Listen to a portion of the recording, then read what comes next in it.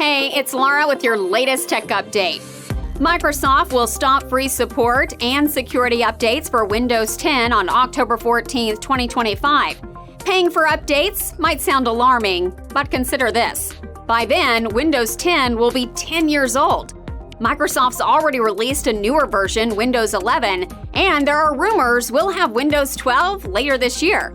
So, what are your business's options? Option 1. Upgrade to Windows 11. It's packed with fantastic features and free updates until it reaches end of life. Option 2. Stick with Windows 10 and pay for security updates.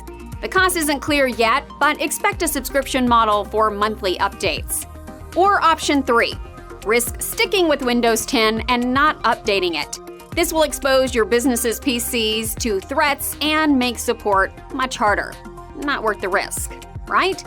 You've got until October 2025 to decide, but why wait?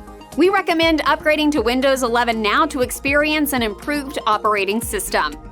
Need help transitioning your business? Get in touch.